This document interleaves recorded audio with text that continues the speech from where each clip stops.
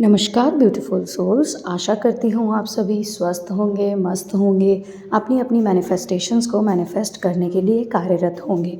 सबसे पहले तो आप सभी को मकर संक्रांति की ढेरों शुभकामनाएं। ये जो सूरज का उत्तरायण हुआ है आज, ये आपके जीवन में बहुत सारी प्रॉस्पेरिटी और अबंडेंस लेके आए। ठीक है ना, moving on to the topic of today's video. आज की वीडियो में हम बात करेंगे कि रेजिस्टेंस क्यों आता है और उसका मेन कारण क्या होता है।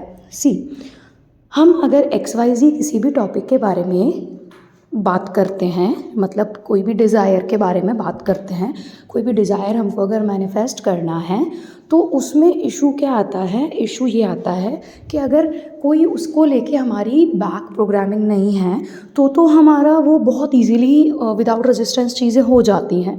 ठीक है, और अगर कोई बैक प्रोग्रामिंग है तो दिक्कत होती है। मतलब हम पास्ट की प्रोग्रामिंग और पास्ट के रिजल्ट्स की वजह से हमारा प्रेजेंट में उस चीज़ को लेके जो माइंडसेट है वो सेम वही पुराना वाला रह जाता है, जबकि हम ये भूल जाते हैं कि पास्ट निकल चुका है।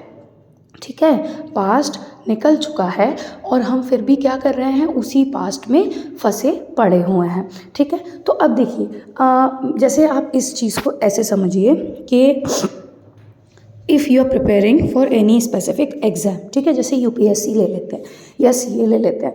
अब अगर आपने भले उसका अटैम्प्ट नहीं दिया, लेकिन आपके सराउंडिंग में लोगों ने आपको बोला हुआ है कि वो बहुत डिफ़िकल्ट एग्ज़ाम है और बहुत हार्ड टू क्रैक है, फर्स्ट अटैम्प्ट में तो क्लियर ही नहीं होता है। ठीक है, ऐसे सारे आपके पास कोनोटेशन है उस एग्ज़ाम को लेके।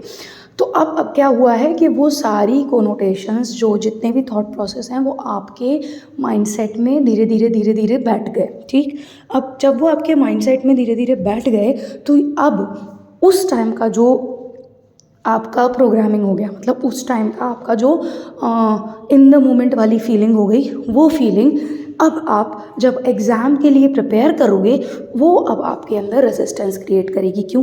कितनी मेहनत करनी पड़ेगी, पहले अटेम्प्ट में तो होगा ही नहीं, ये नहीं होगा, वो नहीं होगा। तो रेजिस्टेंस इन शॉर्ट क्या है? रेजिस्टेंस इन शॉर्ट आपका पास्ट है। ठीक है, अब ये आपके ऊपर डिपेंड करता है कि आप अपने पास्ट को कितना अपने ऊपर रूल करने देते हैं।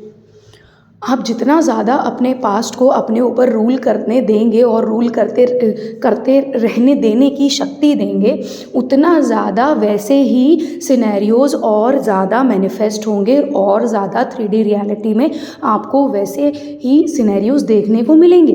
क्यों देखने को मिलेंगे? क्योंकि आप वो मैनिफेस्ट कर रहे हैं। आप अनइंटेंशनली सेम रेजिस्टेंस ला के, ठीक है, at the end of the day resistance तो वो हमारे लिए है, यूनिवर्स के लिए वो रेजिस्टेंस नहीं है। आप ये समझें कि यूनिवर्स के लिए वो क्या है? यूनिवर्स के लिए इट इज़ जस्ट एनर्जी। जिस चीज़ को आप ज़्यादा एनर्जी दे रहे हो, यूनिवर्स ने बोल दिया तथास्तु, आपको ये चाहिए आप ले लीजिए। यूनिवर्स थोड़ी ना समझेगा कि ये रेजिस्टेंस है। रेजिस्टेंस तो हम उसको मानेंगे ना। क्यों हम उसको रेजिस्टेंस मानेंगे? क्योंकि हम जो डिज़ायर चाह रहे हैं उस डिज़ायर के विपरीत दिशा में वो हमको ले जा रहा है, इसीलिए वो रेजिस्टेंस है। ठीक है, या फिर हम जो डिज़ायर तक पहुंचना चाह रहे हैं, 1 किलोमीटर चल जाना है मुझे, और 1 किलोमीटर में ही अगर मान लो 50 स्लो स्टॉपर हैं तो कितनी ज़्यादा रेजिस्टेंस हो जाएगी। वो 1 किलोमीटर का डिस्टेंस कितना टाइम ले लेगा कवर करने में मेरे को। वही तो चीज़ है कि हमारे लिए रेजिस्टेंस है, यूनिवर्स के लिए रेजिस्टेंस नहीं है। यूनिवर्स सिर्फ और सिर्फ एनर्जी समझता है। Universe only understands vibrations and energy. Universe doesn't understand what is good or what is wrong or what is right for you or not. नहीं, वो तो आपको सिर्फ तथास्तु करने बैठे हैं। आप जो सोचेंगे आपके जीवन में वो वही देते चले जाएंगे। उनके लिए कुछ भी नेगेटिव कुछ भी पॉजिटिव नहीं है। और ऐसा क्यों है? ऐसा इस वजह से है बिकॉज पॉजिटिव और नेगेटिव, सही या गलत, आपका और मेरा नज़रिया है। ठीक है, आपके नज़रिए में जो चीज़ सही है हो सकता है किसी और के नज़रिए में वो चीज़ गलत हो, और हमें उस चीज़ की रिस्पेक्ट करनी है। जिसकी नज़रिए में जो चीज़ सही है वो उसके लिए गुड है। ठीक है, यूनिवर्स वही चीज़ बोलते हैं कि कुछ भी सही या गलत नहीं है भाई। यूनिवर्स यही तो आपको समझा रहे हैं इतनी ज़्यादा साइंस पहुंचाकर, ये मेरी वीडियो पहुंचाकर कि समझो, मुझे सही गलत नहीं समझ आता, मुझे सिर्फ एनर्जी समझ आती है। और जब तक तुम अपना पुराना रोना रोते रहोगे बार बार बार बार बार, जब तक अपना पुराना रोना रिपीट करते रहोगे, कोई एक दुखड़ा हो गया और उस दुखड़े को रिपीट करते रहोगे, इस दोस्त को सुनाओगे, उस दोस्त को सुनाओगे, हर किसी से मिलोगे और अपनी ज़िंदगी की वही घिसी पिटी रोती हुई कहानी सुनाओगे। जब अपनी ज़िंदगी की रोती हुई कहानी, घिसी पिटी कहानी बार बार बार बार सुनाते हैं ना, तो वही चीज़ और ज़्यादा मैनिफेस्ट होती है। फिर आपकी ज़िंदगी कभी भी ऊपर नहीं उठ सकती, और ज़्यादा आप देखेंगे कि पहले से और ज़्यादा दुख आ गया, पहले से और ज़्यादा तकलीफ़ें आ गई, और ज़्यादा आप नीचे गिरते चले जाएंगे, और ज़्यादा लाइफ बुरी लगने लगेगी, और ज़्यादा ऐसे लगेगा कि भगवान सिर्फ मेरी ही परीक्षा ले रहा है। और ये क्यों लगेगा?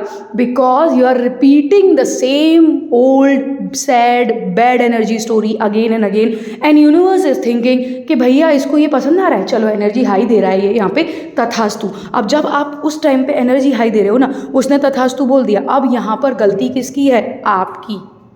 बिकॉज आप एक सिंपल सा कॉन्सेप्ट नहीं समझ पा रहे हैं कि resistance is nothing but the past trauma. Trauma is the wrong word over here, but फिर भी मतलब जो पास्ट किसी एक स्पेसिफिक चीज़ को लेके आपने पास्ट में जो आपको बुरा फील हुआ है या पास्ट में आपके साथ कुछ गलत हुआ है, उस चीज़ को जब आप रिपीट कर रहे हो बार बार बार बार बार बार, that is causing the resistance. उस वजह से डेस्परेशन आएगा फिर, ठीक है, क्योंकि आपको खुद पे कॉन्फिडेंस नहीं है, आपको खुद पे कॉन्फिडेंस ही नहीं है। आप एक बात बताएं मुझे, जब आप अपने इष्ट के सामने बैठते हैं तो आप अपने इष्ट, बैठते भी नहीं हैं, बात करते हैं ना, वो आप अगर आपका उनसे, मुझे नहीं पता कैसा इक्वेशन, मेरा बहुत ज़्यादा like he is everything to me, ठीक है, जो मेरे इष्ट है, तो जब आप उनसे बात करते हैं तो आप सरेंडरेंस में होते हैं कि नहीं, कि देख लो तुम पे छोड़ दिया है, करके दो नहीं दो तुम जानो, लेकिन मुझे चाहिए। समझ आ रहा है? मतलब जब आप डाइसी सिचुएशन में होते हो, जब आपको लगता है सही है कि नहीं है, तो आप बोल देते हो कि आप देख लो बेस्ट क्या है, और जब आपको लगता है कि आपको चाहिए तो आप क्लियर बोल देते हो मुझे यही चाहिए, अब आप जानो कैसे दोगे।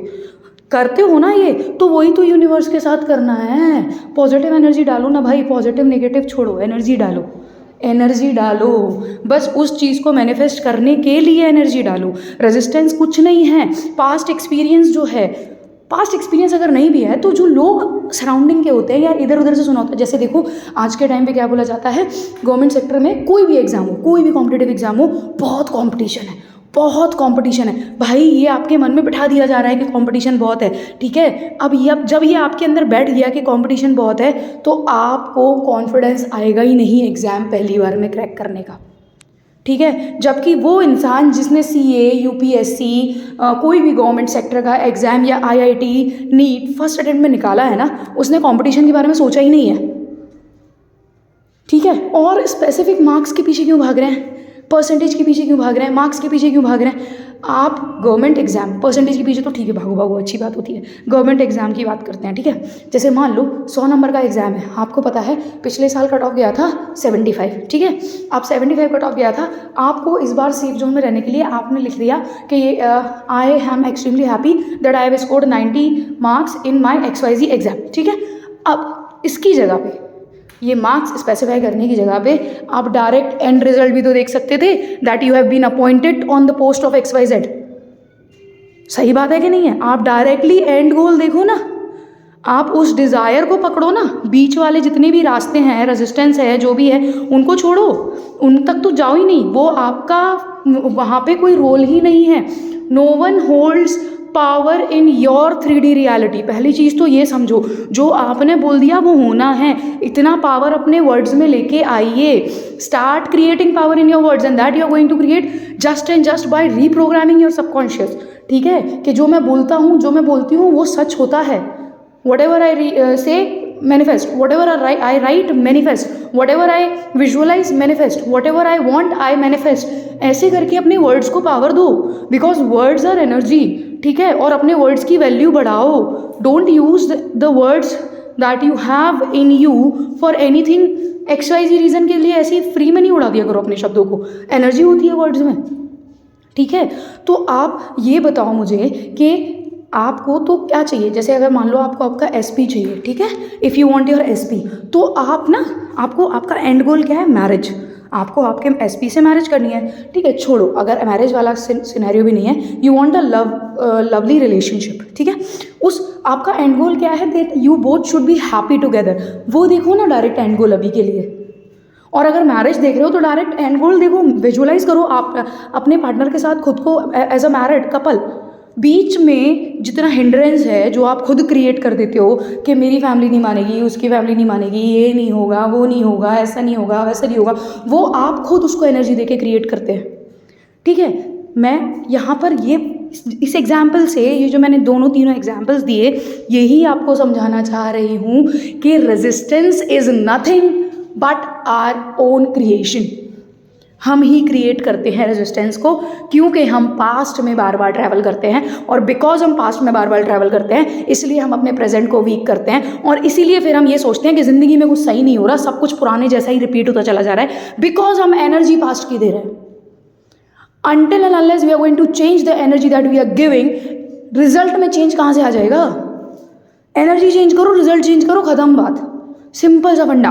तो रेजिस्टेंस को ऐसे बड़ा हुआ नहीं बनाना है, सिंपल सा ये समझना है रेजिस्टेंस क्या है। रेजिस्टेंस हमारे पास्ट में कोई एक्सपीरियंस हुआ होगा या कहीं से हमने सुना होगा, उस चीज़ को हम अपने प्रेजेंट में हम अपने आप को वेवर करने दे रहे हैं, अपने आप को बहुत ज़्यादा निगेटिवली अवरोधक क्रिएट कर रहे हैं अपनी लाइफ में आगे मूव करने के लिए।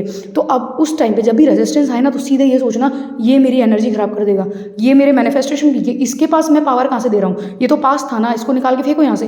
पास्ट को पावर मत दो, अपने नाउ में जियो, प्रेजेंट में जियो, प्रेजेंट में जीना चालू करो, रेजिस्टेंस अपने आप हट जाएगा, ठीक है। आज की वीडियो में जो बताया है ना, प्लीज़ इसको फिर से सुन लेना, क्योंकि ये बहुत इंपॉर्टेंट टॉपिक है, और रेजिस्टेंस की वजह से लोग अपना मैनिफेस्टेशन नहीं कर पाते हैं, और फिर वो लॉ ऑफ अट्रैक्शन को गलत बोलते हैं कि ये सब सूडो है, दिस इज़ फॉल्स, कुछ नहीं होता ऐसा, जबकि वो साइंस ही नहीं समझ पा रहे कि रेजिस्टेंस की वजह से कितना ज़्यादा उनकी लाइफ में इशू आ रहा है।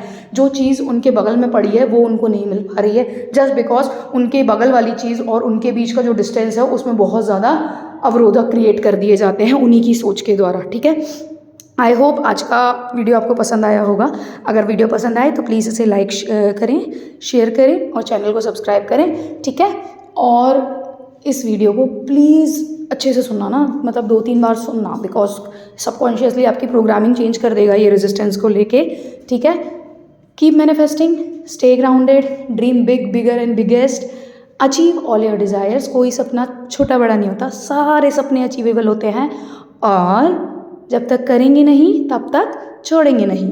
Thank you for watching the video. Until next time, हरि ओम तत्सत।